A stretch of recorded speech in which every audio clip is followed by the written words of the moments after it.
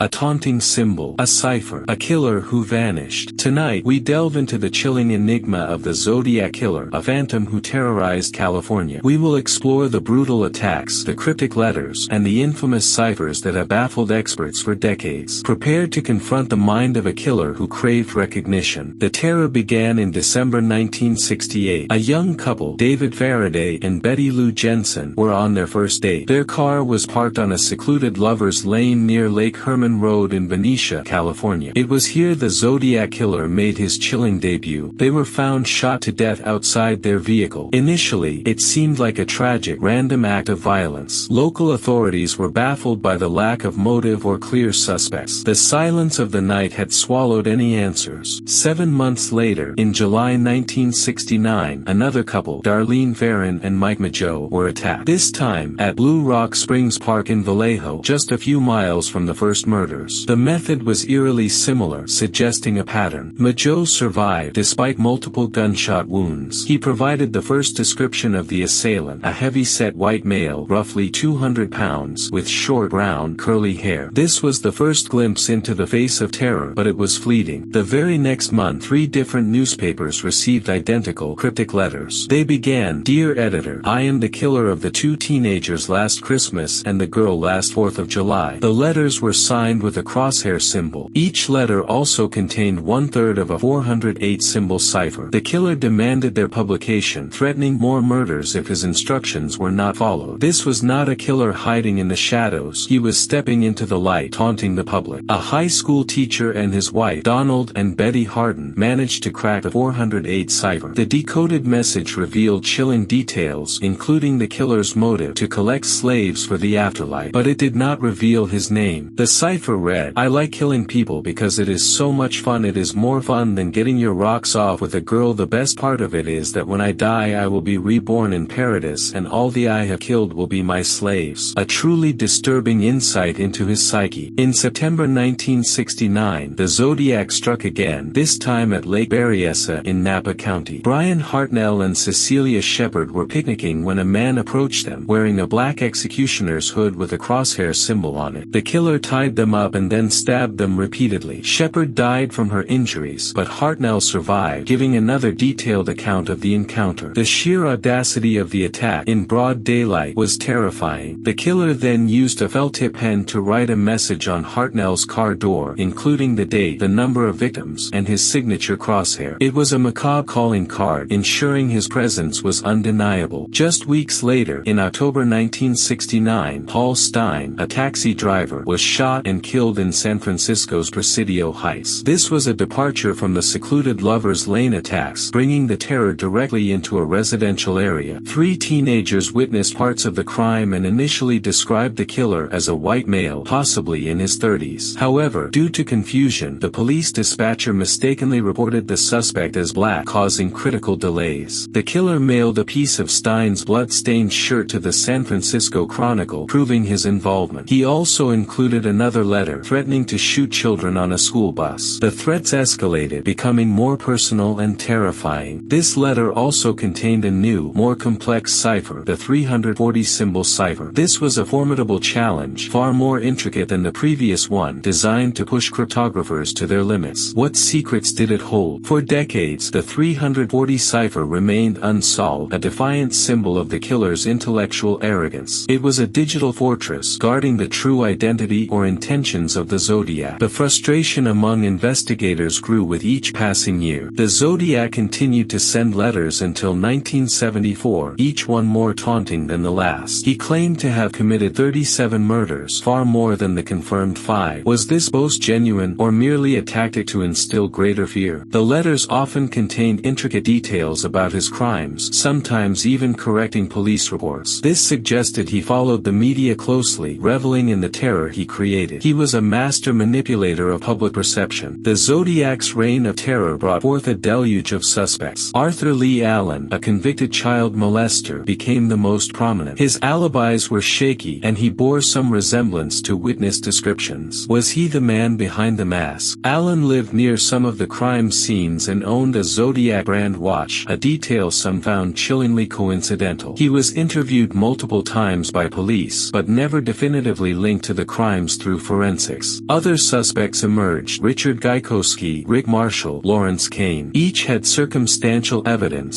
strange behaviors, or suspicious connections, but none provided the irrefutable proof needed to close the case. The killer remained elusive. Then, in December 2020, after 51 years, a team of amateur codebreakers, David Orenchak, Sam Blake, and Jarl Van Eyck, finally cracked the 340 cipher. It was a monumental achievement, a testament to relentless dedication. But what did it reveal? The decoded message, sent to the San Francisco Chronicle, began: "I hope you are having lots of fun in trying to catch me. That was me on the TV show," which was a lie. It was a chilling, taunting message, confirming his awareness of media attention. The cipher continued: "I am not the bomber that gave you credit for the gas chamber. I just could not reach all the way to that show." This referenced an earlier theory that the Zodiac was involved in another high-profile bombing case, which he explicitly denied. Crucially, the 340 cipher did not contain the killer's name, or any explicit clues to his identity. It was another dead end in terms of direct identification, but it offered profound psychological insight into the Zodiac's mind. It revealed his obsession with notoriety, his enjoyment of the chase, and his meticulous attention to detail regarding his public image. He was playing a game, and the media was his chessboard. The 340 cipher's solution also debunked several long-held theories about the killer's motivation. He wasn't simply a serial killer, he was a performance artist of terror, using ciphers as part of his macabre stagecraft. But there are still two other ciphers, the Z13 and Z32, that remain unbroken. These are shorter, arguably more complex, and might hold the ultimate key. Are they the final piece of this disturbing puzzle? My own theory suggests the Zodiac was driven primarily by a profound need for attention and control. The killings were merely a means to an end, to establish himself as a figure of unmatched intellectual superiority and terror. The ciphers were not meant to be easily solved. They were designed to prolong his notoriety, to keep the authorities and the public engaged in his twisted game. Each solution only served to restart the clock, fueling his ego. The lack of definitive forensic evidence, despite modern advancements, points to a meticulous killer. He understood the evolving investigative techniques, always staying one step ahead, almost as if he was enjoying the intellectual sparring. The Zodiac likely ceased his activities not because he was caught, but because the thrill diminished, or perhaps his personal circumstances changed. His final letters dwindled, suggesting a loss of interest or capability. The crosshair symbol, his calling card, represents not only a target but also a lens. He was not just aiming at his victims, he was aiming at society, forcing us to look at the darkness he embodied. He wanted us to see him. The Zodiac Killer remains one of America's most enduring true crime mysteries. His ciphers, even the solved ones, continue to fascinate and horrify. He left behind a legacy of terror and intellectual challenge. Every new theory, every cracked code, brings us closer to understanding the mind of this elusive killer, even if his true identity remains hidden. The pursuit of answers continues, fueled by the hope of justice. The Zodiac Killer proved that fear can be weaponized with words and symbols as much as with bullets. His story is a chilling reminder of the darkness that can lurk beneath the surface of society, forever challenging our sense of security. What do you believe the Z13 and Z32 ciphers might contain, if they are ever solved? Could they finally reveal his name, or another layer of his twisted game? Share your theories in the comments below. Backhand index pointing down. If you are drawn to the unsolved and the mysterious, make sure to subscribe to Mind Unlocked for more deep dives into the shadows of true crime.